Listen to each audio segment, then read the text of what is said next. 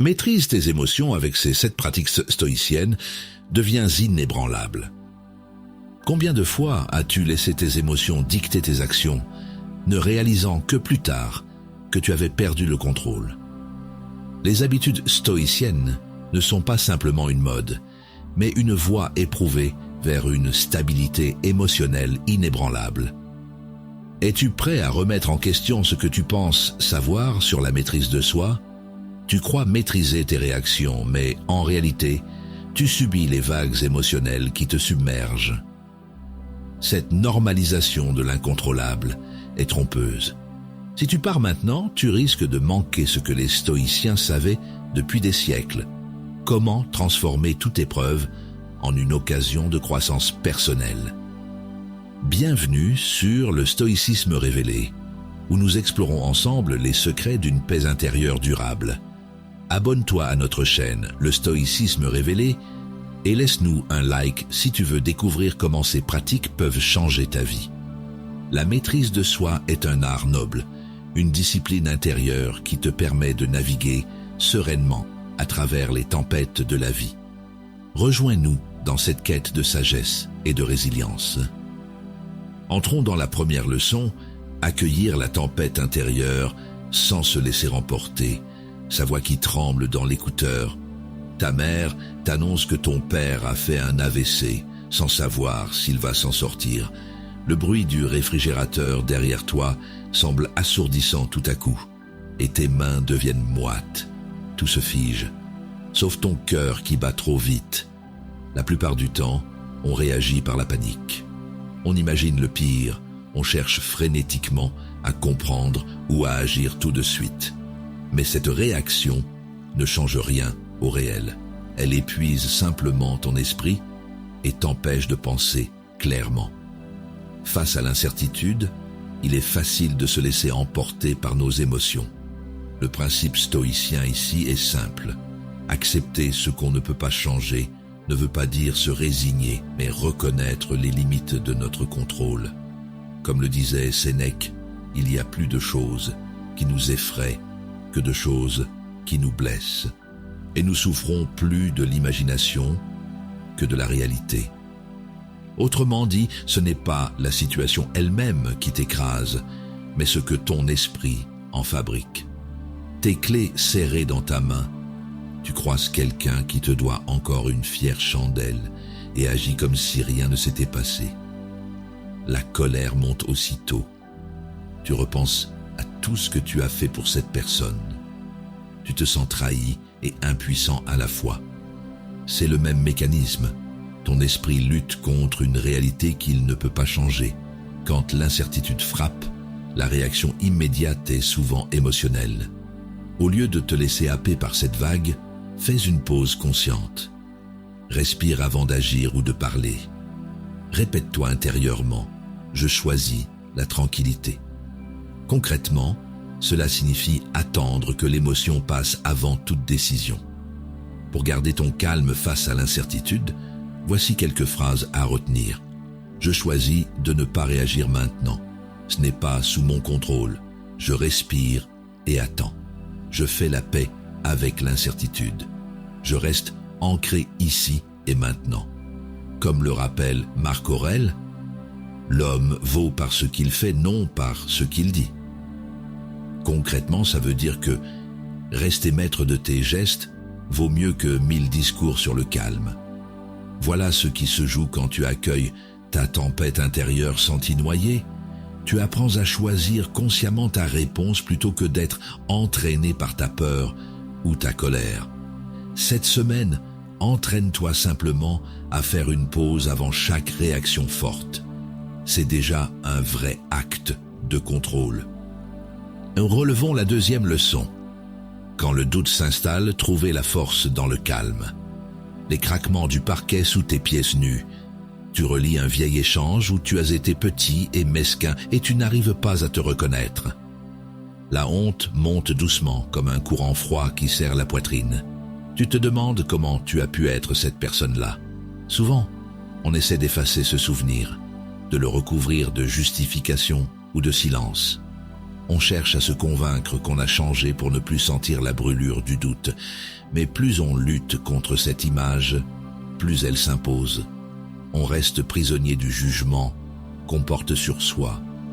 Les critiques injustes peuvent provoquer colère et doute, surtout quand elles réveillent une faille qu'on croyait refermée. Le stoïcien apprend à garder son calme quand l'autre perd le sien, mais aussi quand sa propre voix intérieure devient hostile. Comme le disait Marc Aurèle, que chaque action soit comme la dernière de ta vie. Autrement dit, concentre-toi sur ce que tu fais maintenant plutôt que sur ce que tu aurais dû faire hier. Un bruit sourd de la foule. Tu viens de recevoir une critique publique injustifiée. Un collègue t'accuse d'avoir mal fait ton travail alors que tu sais que c'est faux. Les visages autour se tournent vers toi, attendant ta réaction. Ton cœur s'accélère, mais tu sens aussi l'envie de répondre violemment pour rétablir ton image. Il est facile de laisser le doute nous submerger. Au lieu de chercher à convaincre tout le monde ou à prouver que l'autre a tort, garde ton énergie pour ajuster ce qui dépend vraiment de toi. Concrètement, ça veut dire respirer avant de parler, vérifier si ta réponse sert la situation ou ton ego, puis choisir ce qui renforce ton calme plutôt que ta colère. Je garde mon calme, c'est à moi.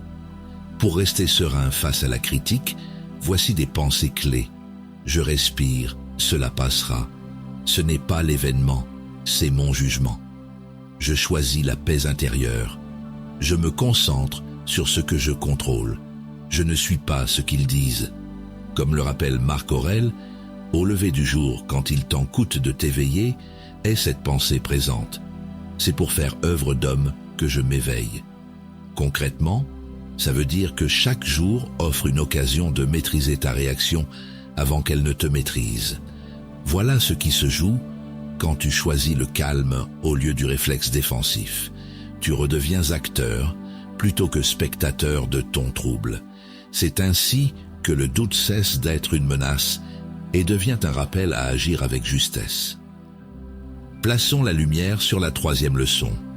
La confrontation avec ses propres faiblesses. Un compliment inattendu. Quelqu'un te félicite pour ton travail et tu sens en toi une chaleur agréable. Tu souris, tu apprécies ce moment, mais un petit doute s'installe. Est-ce que tu cherches déjà à plaire ? Ce léger frisson d'orgueil te met face à une faiblesse que tu préférerais ignorer. Souvent, on se justifie. On se dit que ce n'est rien, qu'un peu de reconnaissance ne fait de mal à personne. Mais à force de refuser de voir la dépendance au regard des autres, elle grandit et finit par guider nos choix. Ce déni transforme une simple fragilité en habitude invisible. Nos faiblesses sont révélatrices de nos jugements intérieurs. Ce n'est pas l'événement qui trouble, c'est la façon dont tu l'interprètes. Quand tu crois qu'être estimé te rend plus digne, tu lis ta valeur à une chose qui t'échappe. Comme le disait Sénèque, ce n'est pas parce que les choses sont difficiles que nous n'osons pas, c'est parce que nous n'osons pas qu'elles sont difficiles. Autrement dit, affronter sa propre vanité demande du courage, mais c'est ce courage même qui libère. Un regard vers le passé. Tu repenses à cette époque où tu as laissé passer une opportunité parce que tu doutais de toi. Aujourd'hui encore, l'idée d'avoir raté ta vocation te revient comme un reproche muet.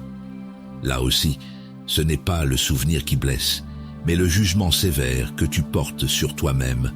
Se confronter à nos faiblesses est souvent inconfortable. Au lieu de fuir ce malaise par la distraction ou la justification, reste quelques minutes avec ce que tu ressens. Observe sans t'identifier. Je vois mes faiblesses, mais je ne les suis pas.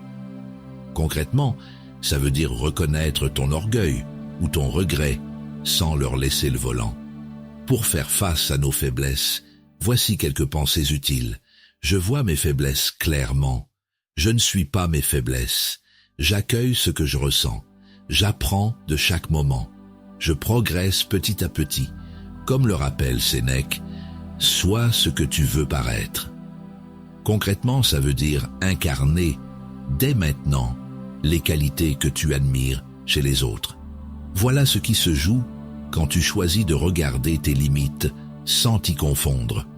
Elles cessent d'être des chaînes et deviennent des repères pour grandir avec lucidité cette semaine. Explorons la 4e leçon, l'art de transformer la douleur en sagesse. Les phares qui défilent sans s'arrêter. Ta voiture tombe en panne sur la voie rapide, de nuit, sous la pluie. Tu sors pour vérifier, trempé, pendant que les autres véhicules filent à toute vitesse. Un automobiliste te klaxonne sans ralentir. Un autre t'éclabousse en passant trop près. La réaction habituelle, c'est la panique et la colère mêlées. Tu maudis ta malchance. Tu pestes contre le constructeur ou contre toi-même. Tu cherches un responsable immédiat à ce qui t'arrive. Mais cette agitation n'aide pas à redémarrer le moteur, ni à te mettre en sécurité. Elle ne fait qu'ajouter de la confusion. La douleur est souvent une occasion d'apprentissage. Le stoïcien apprend à distinguer ce qui dépend de lui de ce qui n'en dépend pas, faire sa part, puis lâcher. Comme le disait Marc Aurèle, ne fais rien au hasard, ni autrement que selon une règle qui achève l'art. Autrement dit, fais ce que tu peux avec méthode et calme, puis accepte que le reste échappe à ton contrôle. La lumière jaune de la lampe de bureau éclaire ton écran vide. Tu dois rendre un rapport dans 2 heures et tu n'as pas encore écrit la première ligne. Le stress monte, tu vérifies l'heure toutes les 5 minutes et chaque seconde semble s'étirer. Là encore, c'est ton esprit qui crée plus d'obstacles que la situation elle-même. Dans la difficulté, la tentation est de s'attarder sur ce qui ne marche pas. Au lieu de ressasser ton impuissance ou d'imaginer le pire, commence par une petite action utile.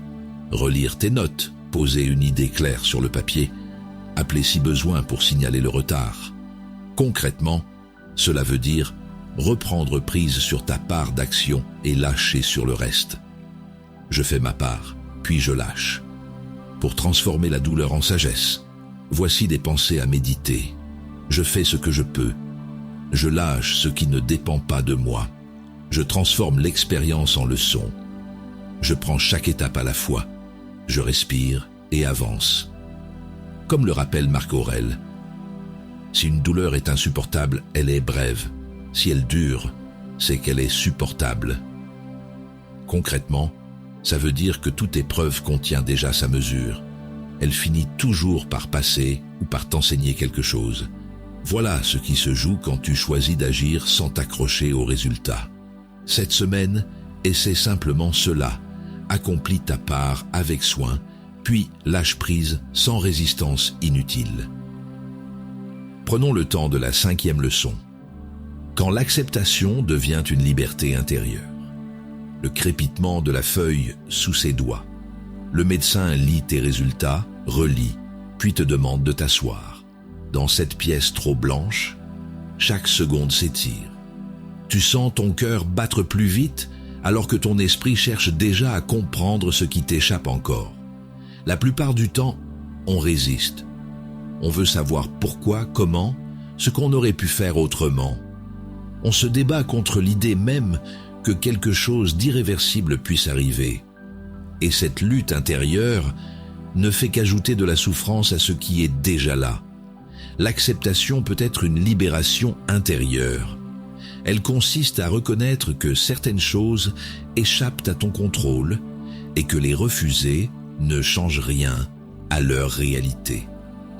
Accepter ce qu'on ne peut pas changer, c'est cesser d'alimenter un combat perdu d'avance pour retrouver de la clarté dans ses pensées.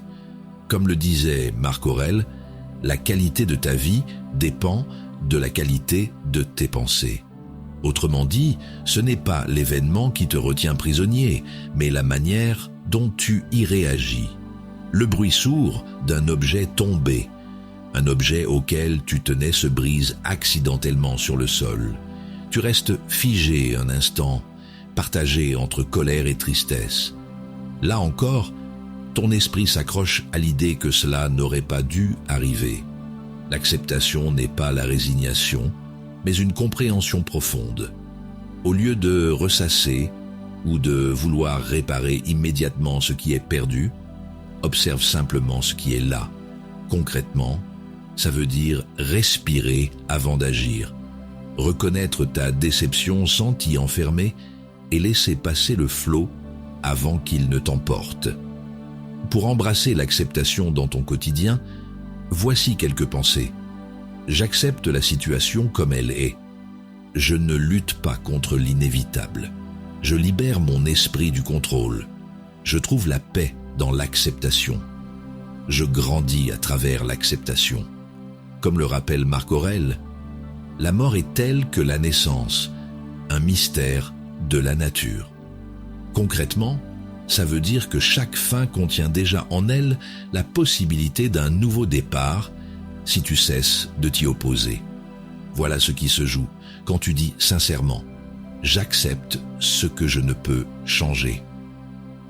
L'acceptation devient alors non pas une faiblesse, mais un espace clair où ta liberté intérieure reprend sa place. Rejoignons le fil de la 6e leçon. La maîtrise de soi face au tumulte extérieur, le grincement de la chaise en plastique. Au guichet, on te renvoie pour la 2e fois récupérer un document que tu pensais déjà avoir. Le ton de l'employé est sec, son regard fuyant. Tu sens une tension monter dans ta poitrine, un mélange d'agacement et d'injustice. Souvent, dans ces moments-là, on hausse le ton ou on laisse échapper une remarque cinglante. On croit se faire respecter, mais on ne fait qu'alimenter le désordre autour de soi. La situation empire et l'autre devient encore plus rigide, enfermant la scène dans un cercle sans issue. Les tumultes extérieurs peuvent être gérés par notre propre calme intérieur. C'est là que se joue la véritable maîtrise, garder son calme quand l'autre perd le sien. Comme le disait Marc Aurèle, tu as pouvoir sur ton esprit, non sur les événements extérieurs. Réalise cela et tu trouveras la force. Autrement dit, tu ne contrôles pas les actes des autres, mais tu contrôles ta manière d'y répondre. Le silence qui s'installe. Ton train est annulé sans explication, le quai se vide, tu restes seul avec ta valise. Tu observes des voyageurs s'énerver sur les agents ou taper frénétiquement sur leur téléphone. Rien ne change pourtant. Le train reste supprimé et seule leur agitation grandit. Les moments de frustration sont souvent des tests pour notre patience. Au lieu de te plaindre ou d'accuser quelqu'un, prends une inspiration profonde et répète-toi « Je reste calme, quoi qu'il arrive ». Concrètement, ça veut dire diriger ton attention vers ce que tu peux encore faire, trouver une solution alternative ou simplement attendre sans nourrir la colère. Pour maîtriser tes réactions face au chaos, voici quelques clés. Je reste calme, c'est ma force. Je choisis de ne pas réagir. Je respire et reste présent. Je suis maître de mes réactions. Je garde mon calme en toute situation. Comme le rappelle Sénèque, pendant que nous différons de vivre, la vie passe. Concrètement, ça veut dire que chaque minute perdue à t'agiter t'éloigne du temps que tu pourrais vivre pleinement.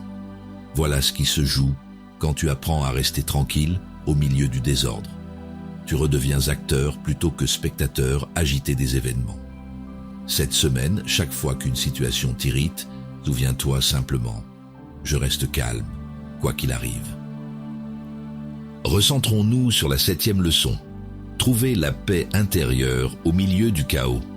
Le bruit feutré de la moquette sous tes pas. Dans un musée, tu te rends compte que tu es venu plus pour le raconter que pour regarder. Tu observes les gens lever leur téléphone plus souvent que leurs yeux et tu réalises que tu fais pareil. Un léger malaise monte, celui d'être là sans vraiment y être. Souvent, dans ces moments, on cherche à combler ce vide en s'agitant. Prendre des photos, partager, prouver qu'on profite. Mais cette agitation ne fait qu'amplifier l'absence de calme intérieur. Plus on tente de se distraire du vide, plus il prend de place. La solitude et le vide peuvent être transformés en moments de paix intérieure. Trouver la paix intérieure, peu importe l'extérieur, demande d'accepter ce qui est là sans vouloir le remplir à tout prix. Comme le disait Marc Aurèle, ne dis pas « j'ai perdu cela », mais « je l'ai rendu ». Autrement dit, rien ne t'est vraiment enlevé quand tu choisis consciemment de lâcher ce qui t'échappe. Le silence de l'après-midi. Tu es seul un dimanche et ressens un vide qui te fait peur. Les minutes semblent s'étirer. Ton esprit cherche une occupation immédiate. Ce moment sans bruit devient vite insupportable si tu refuses simplement d'y être. Dans le chaos apparent, la paix intérieure est toujours accessible. Au lieu de fuir ce vide par des distractions ou des pensées automatiques, reste quelques instants avec ce que tu ressens. Concrètement, ça veut dire respirer calmement, observer tes pensées passer sans les suivre et répéter doucement « Je trouve la paix en moi ». C'est une habitude à cultiver chaque fois que le monde semble trop bruyant ou trop vide. Pour cultiver une paix intérieure durable, voici quelques réflexions. Je trouve la paix en moi-même. Je suis en paix, peu importe l'extérieur. Je me recentre sur l'essentiel. Je suis présent à l'instant. Je choisis la sérénité chaque jour. Comme le rappelle Sénèque, ce qui tombe souvent finit par entrer même dans la pierre. Concrètement, ça veut dire que la répétition patiente forge une stabilité réelle dans ton esprit. Voilà ce qui se joue quand tu apprends à ne plus dépendre du tumulte extérieur pour te sentir apaisé. Cette semaine, chaque fois que tout semblera t'échapper, rappelle-toi simplement « Je trouve la paix en moi ». Tout au long de cette exploration, nous avons vu comment les émotions, loin d'être des ennemis, deviennent des alliés dès lors qu'elles sont comprises et canalisées. Grâce à des habitudes stoïciennes, simples mais puissantes, la transformation personnelle s'accomplit. On passe du tumulte intérieur à une stabilité inébranlable. Ce chemin n'est pas celui de la suppression, mais de la compréhension. Il ne s'agit pas d'éteindre le feu, mais d'apprendre à l'entretenir sans se brûler. Aujourd'hui, cette nouvelle réalité t'appartient.